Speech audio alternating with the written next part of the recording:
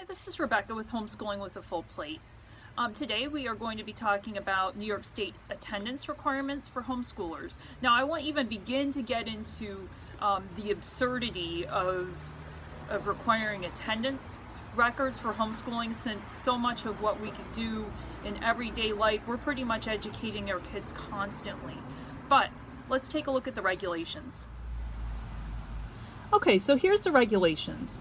It says that the substantial equivalent of 180 days of instruction shall be provided each school year. So that's what they require in the schools. They have 180 days. The cumulative hours of instruction for grades 1 through 6 shall be 900 hours per year. So that works out to about 5 hours a day for a 180-day school year. And the cumulative hours of instruction for grades 7 through 12 shall be 990 hours per year. So that's 5.5 hours per school day for 180 days. Absences shall be permitted on the same basis as provided in the policy of the school district for its own students. I'm not sure why a child would be absent from your presence, but hey, it made somebody feel better to include that. Records of attendance shall be maintained by the parent and shall be made available to the school district upon request. So I've never heard of anybody who's been requested to present records of their child's attendance, but we maintain them just the same. Instruction provided at a site other than the primary residence of the parents shall be provided in a building which has not been determined to be in violation of the local building code. I guess it made somebody feel better to include that. As we all know, those of us who have been homeschooling for a while, that home education takes place in a lot of different settings. Cars, trains, planes, in the park, in the barn, a lot of different places. So let's take a look and see. I'll show you some of the ways that some different options that you have for keeping track of attendance. One popular one is to just have kind of a checkoff sheet of some sort. If you have 2, 3, 4, 5 or more kids that you're homeschooling, you might want to get like a teacher's attendance book and do it that way. What I have here is, you can see this is from homeschooling at about.com. So you can get this on the internet, and this is pretty much a calendar that you can check off or initial. You can do one for each child and keep track of their attendance that way. Another way that you can do it is with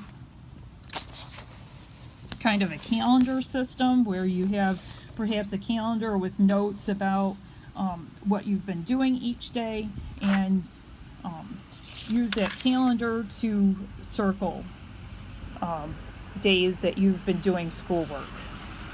And you could even get fancier if you want to and use a planner and use your planner for your child that records what schoolwork they're to do each day as your attendance. So you have different options. You could even use a notebook or something and just like a journal of what you've done with your kids each day. You certainly aren't required to have anything that any type of records of how many hours a day that you spend doing your kids' schoolwork.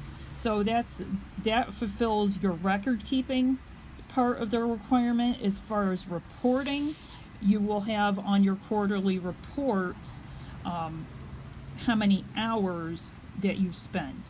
So it's kind of days, but it's also kind of hours. What a lot of homeschoolers do is they divide 900 by 4 and get 225, and just each quarter report 225 hours.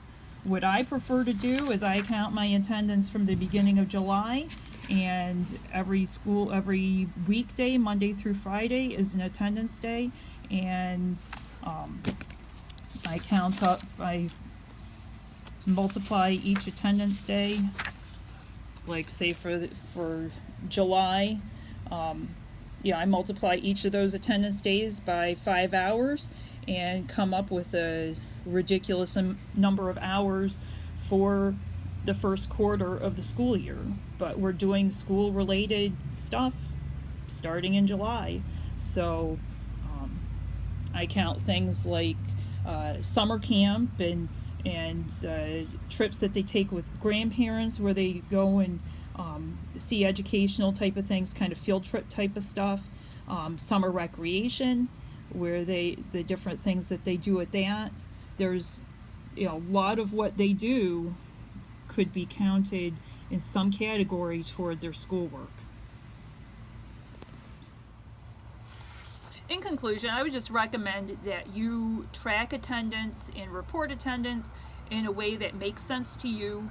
You don't necessarily, it doesn't have to be a time-consuming process. In fact, I would recommend that you do it in the way that is most efficient possible, since, like I said before, it is a rather absurd requirement when, for a public school student, a day at the water park or a field day or watching movies or any number of other really non-academic activities can still be counted as educational time.